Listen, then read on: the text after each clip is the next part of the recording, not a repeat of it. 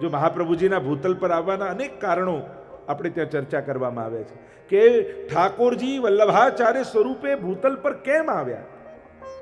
એનું પહેલું કારણ એ બતાવ્યું શ્રી ભાગવતના ગૂઢ અર્થોને પ્રગટ કરવા માટે. કારણ કે ભાગવતજી પ્રગટ તો થયું, પણ બધા પોતાના મનોકલ્પિત અર્થો કરે છે. અને વિદ્વાનો પણ જ્યારે સાચા અર્થો નથી બતાવતા ત્યારે પ્રભુને એમ થયું દયા નિજ મહાત્મ્યમ કરિષ્યન પ્રકટમ હરિ વાણ્યા યદા તદા સ્વાસ્યમ પ્રાદુર્ભૂતમ ચકારહી. સર્વોત્તમ સ્તોત્ર. જ્યારે પ્રભુના મહાત્માને કોઈ વર્ણિત ન કરી શક્યું ત્યારે પ્રભુને પોતાને એમ થયું કે હવે મારે પોતે જ ભૂતલ પર આચાર્ય રૂપે જઈ અને ભાગવતના અર્થોને પ્રગટ કરી મારા મહાત્માને ભૂતલ પર પ્રસ્થાપિત કરવું પડશે.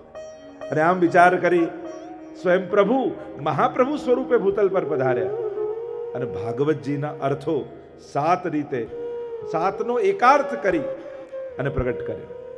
શાસ્ત્રે સ્કંદે પ્રકરણે અધ્યાય વાક્ય પદે ક્ષરે એકાર્થ સપ્તધા જાનન અવિરોધેન મુચ્યતે. આમ 7 રીતે શાસ્ત્રથી લઈ અક્ષરે અક્ષરના અર્થ કર્યા ભાગવતજીના.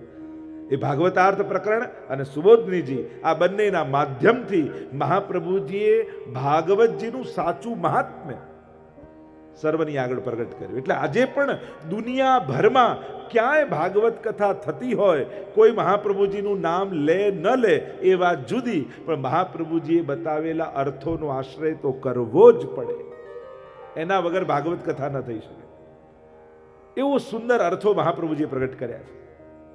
અને સૌથી મોટું કાર્ય મહાપ્રભુજીએ એ કર્યું કે ભાગવતજીને ચોથા પ્રમાણ ગ્રંથ રૂપે સ્વીકૃત કરાવ્યું. પ્રમાણ એટલે ઓથેન્ટિક ગ્રંથ.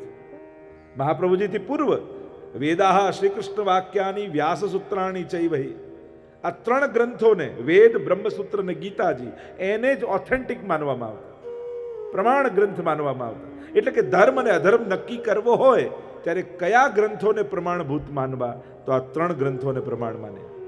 અને મહાપ્રભુજીએ એક વાક્યતા કરી અને ભાગવતજી પણ આ જ ગ્રંથોનો વિસ્તાર છે, એમાં પણ એ જ વાત છે, એ પ્રમાણો આપીને સિદ્ધ કરી શ્રીમદ ભાગવતજીને પણ પ્રમાણ ગ્રંથ રૂપે પ્રસ્થાપિત કરી.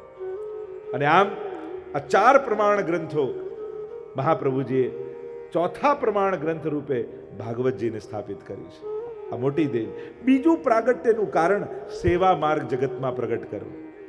પૂજાનો માર્ગ તો હતો, ષોડશોપચાર અને પંચોપચાર પૂજા થતી હતી, પણ મંગળાથી શયન સુધી નંદાલયમાં ઠાકોરજી કઈ રીતે બિરાજે છે અને એમની જે સેવાનો ક્રમ, વ્રજભક્તોની ભાવનો, એ કોઈએ પ્રગટ કર્યો હોય તો શ્રી મહાપ્રભુજીએ પ્રગટ કર્યો. પૂજામાં વિધિ પ્રધાનતા હતી, સેવામાં સ્નેહ પ્રધાનતા મહાપ્રભુજી આપી. તમારી હૃદયમાં યશોદાજીનો આ ભાવને ધારણ કરી તમે એને જગાડો છો, એને આરોગાવો છો, એને પોઢાવો છો. અને આ સેવા માર્ગ, સેવા રીત પ્રીત વ્રજજન કી જનહિત જગ પ્રગટાઈ, પ્રગટ ભય માર્ગ રીત દિખાઈ. એટલે રીત અને પ્રીત મહાપ્રભુજી આપણને સમજાય. અને ત્રીજું, ભૂતલ પર પ્રગટ થવાનું કારણ આ દૈવી જીવોનું બ્રહ્મ સંબંધ કરાવી એમનો ફરી લીલામાં સંબંધ કરાવો.